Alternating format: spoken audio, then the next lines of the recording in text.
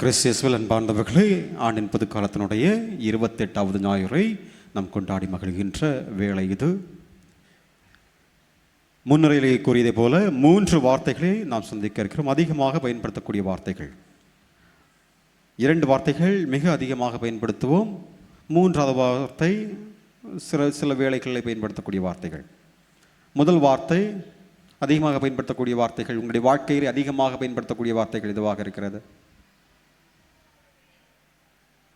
Sorry sorry sorry sorry sorry சொல்லி நமது பாதி வாழ்க்கை முடிந்து விடுகிறது. நல்லது தான், மன்னிப்பு கேட்பது, சாரி சொல்வது நல்லது தான். பிள்ளைகள் இதற்காகவாது சாரி சொல்லியிருக்கீங்களா? எப்போவாச்சும் சாரி சொல்லியிருக்கீங்களா? அம்மா சாரிம்மா, தப்பு, இது சின்ன தப்பு தான்மா, சாரிம்மா அப்படி சொல்லியிருக்கீங்களா? சொல்லியிருக்கீங்க இல்லையா? ஸ்டாஃப் கிட்ட, டீச்சர்ஸ்கிட்ட சொல்லியிருக்கீங்களா? Very good. நம்ம எல்லாருமே இந்த வார்த்தையை அதிகமாக பயன்படுத்துகிறோம். சாரி என்று சொல்லக்கூடிய வார்த்தையை அதிகமாக பயன்படுத்துகிறோம். ஆனால் வாழ்விலே பல நிலைகளில் மன்னிப்பு கேட்கவும் மறக்கவும் இயலாத சூழலை பார்த்து கொண்டிருக்கிறோம். மன்னிப்பு கேட்பதற்கும் தயாராக இல்லை, மன்னிக்கவும் தயாராக இல்லை, அதை மறப்பதற்கும் தயாராக இல்லை. இதுதான் நாம் அதிகமாக குடும்ப சூழலை பார்க்கிறோம். இன்று உடைந்து போன குடும்பங்கள், திரும்பி ஒன்று சேராத குடும்பங்கள் எத்தனையோ நாம் பார்க்கக்கூடிய சான்றுகள் ஏராளமாக இருக்கின்றது. இதற்கான அடிப்படை காரணம் என்று பார்க்கிற பொழுது மானம் சொல்கிறோம், தன்மானத்தை விட்டு கொடுக்க மாட்டோம், சுயமரியாதை விட்டு கொடுக்க மாட்டோம், அகந்தை, நான் தான் அப்படின்னு சொல்ல கர்வம் நம்ம கண்டிப்பாக விட்டு கொடுப்பதில்லை. தவறை அதிகமாக பேசிக்கொண்டிருப்போம். தவறு அவன் செஞ்சான் இல்லையா அப்படின்னு சொல்லிட்டு பேசிகிட்டே இருப்போம். இன்னும் அதிகமாக தவறை நியாயப்படுத்துவோம். இந்த நிலைகள் தான் நாம் மன்னிப்பு கேட்பதற்கு தயங்குகின்றோம். மன்னிக்கவும் நம்மால் இயலாத சூழல், அதே போல் அதை மறைப்பதற்கும் இயலாத சூழல், உறவுகளை மீண்டுமாக புதுப்பிப்பதற்காக நம்மால் இயலாத சூழலை பார்த்து கொண்டு வருகிறோம். இன்று 2வது வாசகத்தில் ஆண்டவர் இந்த பவுலடிகள் வழியாக அழகாக சொல்லுகிற வார்த்தைகள் ஆண்டவரிடம் திரும்பி வருவதற்காக ஆண்டவர் அழைக்கின்றார். நற்செய்தி பறைசாற்றுவதிலே எண்ணற்ற சவால்கள், எண்ணற்ற அவமானங்கள், எண்ணற்ற துன்பங்கள், இவைகளுக்கு நடுவில் அவர்கள் ஆண்டவரிடம் இணைந்திருக்க வேண்டும், ஆண்டவர்களை திரும்பி வர வேண்டும் என்கிற அந்த ஒரு எண்ணத்தை பவுலடிகளார் விதைக்கின்றார். ஆண்டவரிடம் திரும்பி வர வேண்டும், எல்லா வாழ்வின் எல்லா சூழலுக்கு நடுவில் ஆண்டவரிடம் திரும்பி வர வேண்டும். குறிப்பாக நாம் பாவம் செய்கிற பொழுது ஆண்டவரிடம் திரும்பி வர வேண்டும். அவ்வாறாக ஆண்டவரிடம் திரும்பி வருகிற பொழுது ஆண்டவர் நம்மை மன்னித்து ஏற்றுக்கொள்கின்றார். திருப்பாடலாசிரியராக சொல்லுகிற வார்த்தைகள், ஆண்டவர் நமது குற்றங்களை நினைவிற்கொண்டிருந்தால் யார்தான் நிலைத்து நிற்க முடியும்? யோனாவுடைய வாழ்க்கையிலே யோனா இறைவாக்குனர், நான் வாழ்வதை விட சாவதே மேல் என்று சொல்லி ஒரு கட்டத்துளை சொல்லுகின்றார். ஏன் சொல்லுகின்றார்? நினிவே நகரை அழிப்பதாக ஆண்டவர் சொல்லுகின்றார். ஆனால் ஆண்டவர் அழிக்கவில்லை. ஒரு வெக்ஸாகிய குழப்பத்தோடு ஒரு இடத்துல கொண்டு போய் அமர்ந்து கொள்கின்றார். சூரியன் தாக்கம், சூரிய ஒளி தாக்குகின்றது, கதிரவன் தாக்குகின்றது. அப்பொழுது ஒரு ஆமணக்கு செடியை ஆண்டவர் வளர செய்து அவர் கிளைப்பார்த்து கொடுக்கின்றார். அதற்கு பிறகு அந்த ஆமணக்கு செடி அதுவாகவே மறைந்து விடுகிறது. ஆண்டவருடைய இரக்கத்தை பற்றி பேசக்கூடிய வார்த்தைகள். ஆகவே ஆண்டவருடைய இரக்கமும் அவருடைய அவருடைய பேரன்பு நம்மை சூழ்ந்திருக்கின்றது. அவ்வாறாக சூழ்ந்திருக்கிற பொழுது ஆண்டவர் நம்மை ஒருபோதும் நாம் செய்த குற்றங்களுக்காக அழிப்பதில்லை, நம்மை மன்னித்து இரக்கத்தின் நிமித்தம் மன்னித்து ஏற்றுக்கொள்கின்றார். ஆகவே நாம் ஆண்டவரிடம் திரும்பி வர வேண்டும். நாம் மன்னிப்பு கேட்பதற்கு தயாராக இருக்க வேண்டும். நாம் செய்த தவறுகளுக்கு நாம் மன்னிப்பை கேட்பதற்கு தயாராக இருக்க வேண்டும். மன்னிப்பை கொடுப்பதற்கு தயாராக இருக்க வேண்டும். குடும்பங்கள் ஒன்றிணைய வேண்டும் என்கிற அந்த ஆவலை பவுலடிகளார் இன்று நமக்கு தெளிவாக சுட்டி காட்டுகின்றார். ஆகவே எப்பொழுதும் சாரி சொல்வது நல்லதுதான். 1000 முறை சொன்னாலும் அது நல்லதுதான். அதை சாரி என்று சொல்லக்கூடிய அந்த வார்த்தையினுடைய அந்த சாராம்சம் என்று சொல்கிறோம் அல்லவா, அதை புரிந்து கொள்ள வேண்டும். அந்த உணர்வு, அந்த உணர்வுதனை நாம் புரிந்து கொள்ள வேண்டும். இன்று திருப்பலிக்கு வர வேண்டும், பைக் இல்லை, பைக்கு நான் பிரதரிட்ட நேற்று கொடுத்து அனுப்பினேன், கொடுத்து அனுப்பியிருந்தேன். என்னை நீங்கள் பிக்கப் செய்வதற்காக வர வேண்டும் என்று அவரிடம் சொல்லியிருந்தேன். அவர் வரவில்லை. தென் ஃபோன் அடிக்கிறேன். நான் ரூமில் இருக்கேன் father, sorry father, sorry father, sorry father, எத்தனையோ முறை சொல்லிவிட்டார் பிரதரர். ஆகவே இன்று ஒரு சிறிய காரியமாக இருந்தாலும் சொல்வது வாயிலிருந்து உடனடியாக வரக்கூடிய வார்த்தைகள் சாரி. ஆனால் அதனுடைய சாராம்சத்தை நாம் உணர்ந்திருக்கின்றோமா என்று சொன்னால் இல்லை. ஆகவே நாம் மன்னிப்பு கேட்பதற்கு தயாராக இருக்க வேண்டும், மன்னிக்க தயாராக இருக்க வேண்டும், மன்னிக்கக்கூடிய சூழலை உருவாக்க வேண்டும், உறவுகளை நாம் மீண்டுமாக ஒன்றிணைய செய்ய வேண்டும், குடும்பங்கள் ஒன்றிணைந்து வர வேண்டும் என்கக்கூடிய அந்த ஆவலை பவுலடிகளார் தன்னுடைய நற்செய்தி பறைசாற்றுதலின் வழியாக தான் சந்திக்கக்கூடிய சவால்களுக்கு நடுவிலே, தான் சந்திக்கக்கூடிய பிரச்சனைகளுக்கு நடுவிலே, எதிர்ப்புகளுக்கு நடுவிலே, துன்பங்களுக்கு நடுவிலே ஆண்டவரிடம் திரும்பி ஓடி ஓடி வா, ஆண்டவரிடம் திரும்பி ஓடோடி வா என்று ஆண்டவர் அழைக்கின்றார். இரண்டாவதாக பயன்படுத்தக்கூடிய வார்த்தைகள் தேங்க்ஸ். எப்பொழுதும் பிறர் செய்த நன்மைகளை நாம் மறப்பதில்லை. திருவள்ளுவர் அழகாக சிறு பருவத்திலிருந்து நமக்கு கற்றுக் கொடுத்திருக்கிறார். நன்றி, தேங்க்ஸ், தேங்க்யூ ஃபாதர். யாராவது ஃப்ரெண்ட்ஸ் ஏதாவது நல்லது செஞ்சாங்கன்னா தேங்க்யூ, தேங்க்யூடி, தேங்க்யூடா அப்படின்னு சொல்லுவோம் இல்லையா? இதில் வேறு செல்ஃபோனில் நாம் பயன்படுத்துகிறோம் என்றால் அங்கே ஒரு தேங்க்ஸ் அப்படி போட்டுக்கிட்டு அப்படி ஒரு கையை வச்சுட்டு இருக்கிற மாதிரி ஒரு சிம்பிள் போடுவோம். இல்லைன்னா ஒரு சில சிம்பிள்ஸ் இருக்குது, அதுக்குன்னு சொல்லிட்டு ஒரு சில சிம்பிள்ஸ் நம்ம பயன்படுத்தி கொண்டு இருக்கிறோம். வாட்ஸ்அப்பில் பயன்படுத்தி கொண்டு இருக்கிறோம். தேங்க்ஸ் அதிகமாக பயன்படுத்தக்கூடிய வார்த்தைகள் நல்லது. ஆகவே தான் திருவள்ளுவர் அழகாக நமக்கு கற்றுக் கொடுத்திருக்கார். சிறு பருவத்திலிருந்தே அழகாக கற்றுக் கொடுக்கிறார். நன்றி, நன்றி மறப்பது நன்றன்று, நன்றல்லது அன்றே மறப்பது நன்று. என்னன்றி கொன்றார்க்கும். எப்பா எல்லாரும் அலர்ட்டாக இருக்கீங்க, பரவாயில்லை, எனக்கு சந்தோஷம். இல்லை, நீங்கள் தூங்கி விடுவீர்கள் என்று நினைத்து கொண்டேன். எல்லாருமே அலர்ட்டாக இருக்கீங்க. நன்றி உணர்வு, இதை நாம் நமது வாழ்வாக மாற்றுவதற்காக ஆண்டவர் அழைக்கின்றார். இதுதான் இன்றைய முதல் வாசகம். இரண்டாவது வாசகம் சொல்லக்கூடிய வார்த்தைகள். ஒரு முறை ஒரு குருவானவரை ஒரு தம்பதியர் சந்திக்கின்றார்கள். எங்களுக்கு குழந்தை இல்லை என்று சொல்லுகின்றார்கள். 5 ஆண்டுகளுக்கு மேலாக குழந்தை இல்லாமல் இருக்கக்கூடிய சூழல். அவர்கள் மிகுந்த வசதி படைத்தவர்கள். அவர்கள் கனடாவுக்கு செல்ல வேண்டும், கனடாவுக்கு நாங்கள் செல்ல இருக்கின்றோம் என்று அந்த தந்தையிடம் அருட்பணியாளரிடம் சொல்லுகின்றார்கள். அருட்பணியாளர் சொல்லுகின்றார், நான் இந்த நாட்களிலே ரோமைக்கு செல்ல இருக்கின்றேன், திருப்பயணம் செல்ல இருக்கின்றேன். ஆகவே அங்கே பெத்லஹேம் நகரில் உங்களுக்காக ஒரு மெழுகுதிரியை நான் ஏற்றுவேன் என்று சொல்லுகின்றார். குழந்தை வரத்துக்காக உங்களுக்காக ஒரு மெழுகுதிரியை ஏற்றுவேன் என்று சொல்லுகின்றார். இதை சென்ற பிறகாக தம்பதியினர் கனடாவுக்கு சென்றார்கள். அருட்பணியாளர் ரோமை நோக்கி சென்றார், திருவிடமாக சென்றார். அங்கே ஒரு மெழுகுதிரியை ஏற்றி வைத்த பிறகு அவருடைய பணிகளை மீண்டுமாக தொடர்கின்றார். கிட்டத்தட்ட 5 வருடங்களுக்கு பிறகாக மீண்டுமாக கனடாவுக்கு செல்லக்கூடிய ஒரு பயணம் ஏற்படுகின்றது, ஒரு நிலை ஏற்படுகின்றது அருட்தந்தையருக்கு.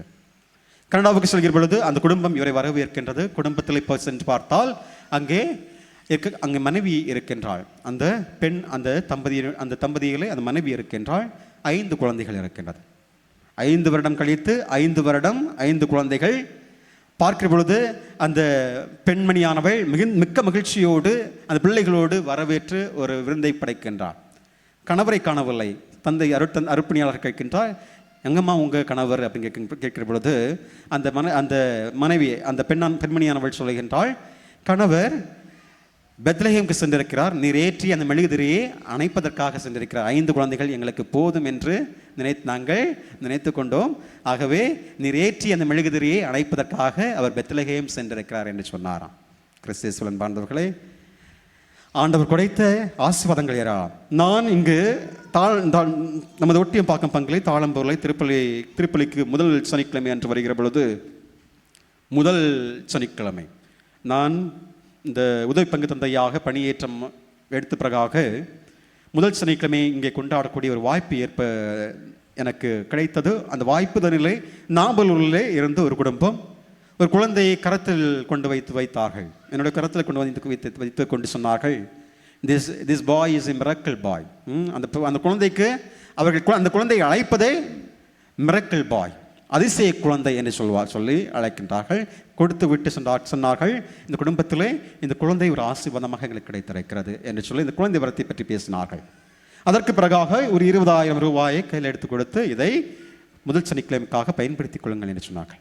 நன்றி நிறைந்த உள்ளத்தோடு ஆண்டவர் செய்த நன்மைகளை நினைவிற்கொண்டு அவர்கள் ஆண்டவருக்கு நன்றி செலுத்துவதற்காக ஆலயம் தேடுகின்றார்கள். ஆண்டவர் செய்த நன்மைகள் ஏராளம், அதிசயங்கள் ஏராளம். ஆண்டவர் நமக்கு செய்த அற்புதங்கள் ஏராளம். குடும்பத்திலே பல நிலைகளில் பல ஆசீர்வாதங்களை கொடுத்திருக்கிறார். அந்த ஆசீர்வாதங்களுக்கு நாம் நன்றி செலுத்துகின்றோமா? உள்ளமாற நன்றி செலுத்துகின்றோமா?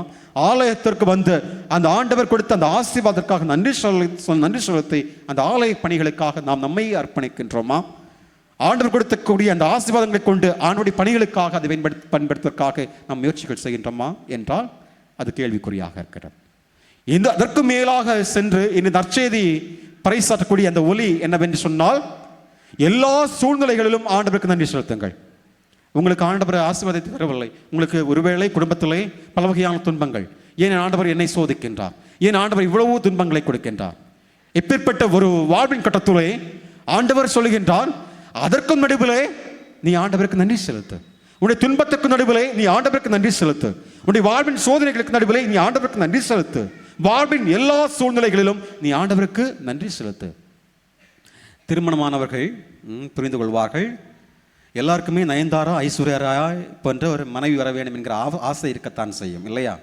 எல்லாருக்குமே நயன்தாரா ஐஸ்வர்யா ராய் என்று மனைவிகள் அமைய வேண்டும் என்கிற ஆசை இருக்கத்தான் செய்யும். ஆனாலும் என்ன செய்வது? வாச்சது இவ்வளவுதான். எல்லாம் நன்மைக்கு என்று சொல்லி நாம் நன்றி சொல்ல வேண்டும். எல்லாம் நன்மைக்கு என்று சொல்லி நாம் நன்றி சொல்ல வேண்டும். ஆகவே வாழ்வின் எல்லா சூழ்நிலைகளிலும் ஆண்டவருக்கு நன்றி சொல்ல வேண்டும். இன்பத்திலும் துன்பத்திலும் ஆண்டவருக்கு நன்றி செலுத்த வேண்டும். நோயிலும் நலத்திலும் ஆண்டவருக்கு நன்றி செலுத்த வேண்டும். சோதனையிலும் வேதனையிலும் தனிமையிலும் குழப்பத்திலும் ஆண்டவருக்கு நன்றி செலுத்த வேண்டும். ஆண்டவர் துன்பத்தின் வழியாக தான் அந்த வாழ்வின் மாட்சியை நமக்கு வெளிப்படுத்துகின்றார். ஆண்டவருடைய அந்த தியாகமே நன்றி உணர்வின் ஒரு தியாகமாக தான் இருக்கின்றது. ஆகவே நமது வாழ்க்கைகளை எப்பொழுதும் நன்றி செலுத்துவதற்காக ஆண்டவர் அழைக்கின்றார். இன்றைய முதல் வாசகத்திலே நாமான் என்று சொல்லக்கூடிய சிறிய நாட்டு படைத்தளபதி, அந்த சிறிய நாட்டு படைத்தளபதி ஆண்டவரை தேடி வருகின்றார். தொழுநோயால் பாதிக்கப்பட்டிருக்கின்றார். தொழுநோயினுடைய தாக்கம் நம்ம அறிந்திருக்கிறோம். தோலில் ஒரு வியாதி என்று சொன்னால் அருகில் செல்ல மாட்டோம். ஒரு குடும்பத்தில் நாம் செல்வோம். அம்மை நோய் போட்டிருந்தால் அம்மை நோய்க்குரிய எல்லா விதமான அந்த பணிகளையும் நாம் செய்வோம். கஞ்சி, அதற்கு பிறகாக என்ன செய்வோம்? அந்த வேப்ப கிளைகள் இதெல்லாம் செய்வோம். மருந்து மாத்துரை, நமது மருத்துவமனையில் கிடைக்கக்கூடிய மருந்து மாத்திரைகள் எல்லாவற்றையும் செய்வோம். அந்த காலகட்டத்திலே தொழுநோய்க்கான அந்த மாத்திரைகள் மருந்துகள் உதவவில்லை. அத்தகைய நிலையிலே அவர்கள் அந்த சமூகத்திலிருந்து ஒதுக்கப்பட்ட நிலைதான். சமாரிகள் வேறுபாடுகள், அங்கே இருக்கக்கூடிய இனம் மத மொழி இன வேறுபாடுகள் அவைகளை மத்தியிலே நோய் அவர்களை ஒன்றுபடுத்தியதாக சொல்லப்படுகிறது. சமாரியர்களுக்கும் இஸ்ரேல் மக்களுக்கும் யூதர்களுக்கும் எந்த உறவு நிலையும் இல்லாத நிலையில் நோய் மட்டும் சமூகத்திலே அவர்களை வேறுபடுத்தியது. சமூகம் அவர்கள் இருவரையும் ஏற்படுத்தியது. ஆனால் நோய் அவர்கள் இருவரையும் ஒன்றுபடுத்தியதாக நாம் பார்க்கிறோம். தொழுநோயில் பாதிக்கப்பட்டிருக்கக்கூடிய அந்த நாமான் ஒரு சிறுமி, தன்னுடைய இல்லத்தில் பணி செய்யக்கூடிய அடிமை சிறுமி ஒருவள் சொல்கின்றாள், இஸ்ரேல் நாட்டிலே அங்கே இறைவாக்கு ஒருவர் இருக்கின்றார், அவரிடம் இவரை போக சொல்லுங்கள் என்று அந்த இல்லத்தினுடைய அந்த பெண்ணிடம், அந்த படைத்தலைவனுடைய மனைவியிடம் சொல்லுகின்றார், தலைவியிடம் சொல்லுகின்றார். ஒரு சிறுமியானவள் சொல்கிற வார்த்தைகளை எவ்வாறு ஒரு படைத்தளபதி கேட்கின்றார் பாருங்கள். கேட்டு செல்கின்றார். சென்ற பிறகாக அங்கே ஒரு படிவத்தோடு செல்கின்றார்.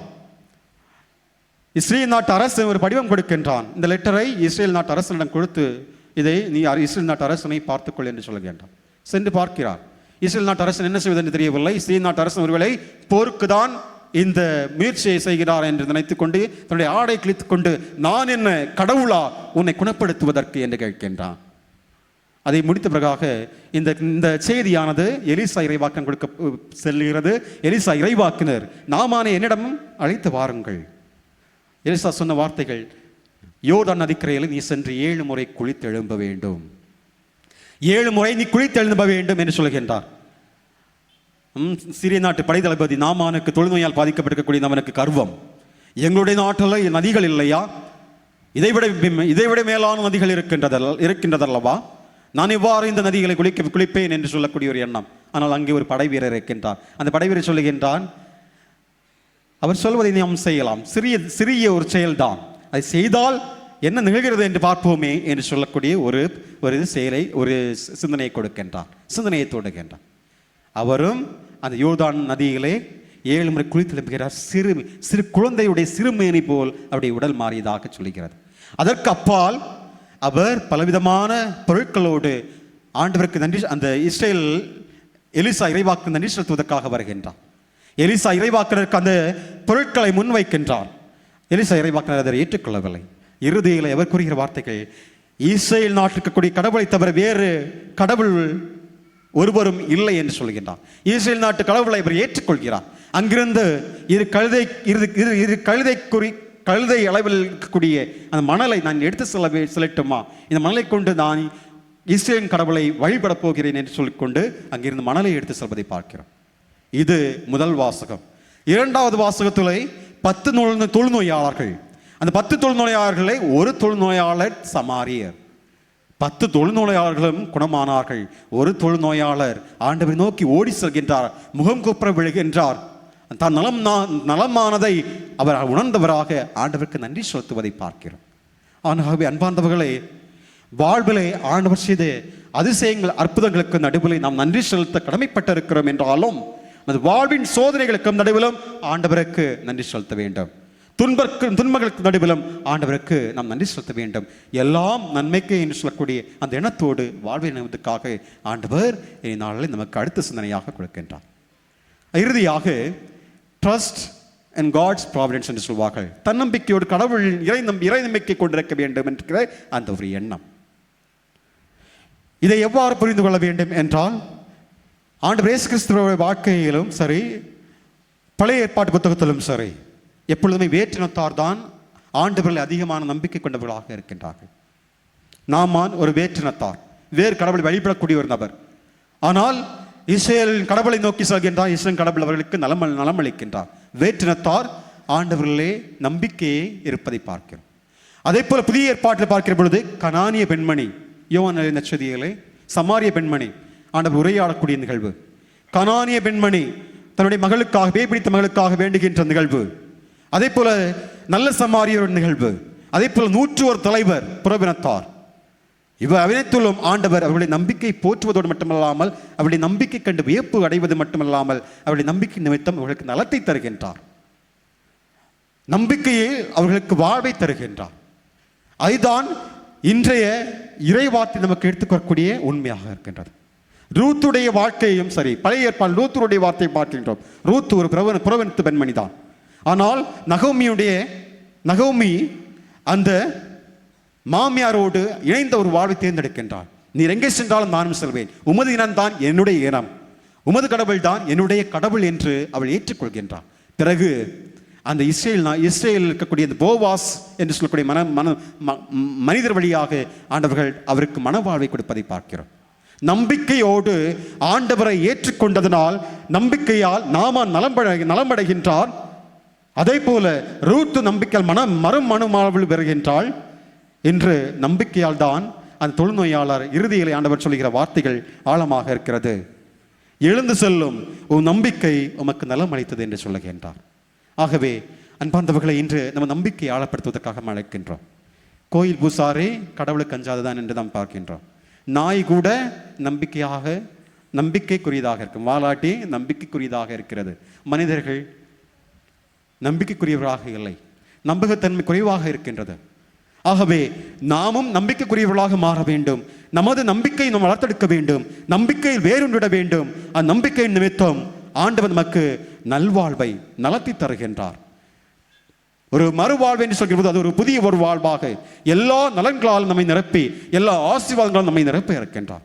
எழுந்து செல்லும் உங்கள் நம்பிக்கை உனக்கு நலம் அளித்தது என்பதை போல ஆண்டவர் இந்த ஆலயத்தை விட்டு செல்கிற பொழுது நமது நம்பிக்கை கண்ணோக்கி எழுந்து செல்லுங்கள், அமைதியாக சொல்லுங்கள், மகிழ்ச்சியோடு சொல்லுங்கள். நீங்கள் கேட்கின்ற அந்த வரத்தை ஆண்டவர் நம்பிக்கை நிமித்தம் கொடுக்கின்றார் என்று ஆண்டவர் நமக்கு தெளிவாக சுட்டி காட்டக்கூடிய இறை வார்த்தையாக இருக்கின்றது. ஆகவே அத்தகைய இறை வார்த்தைகளை நாம் கடந்து செல்வோம்.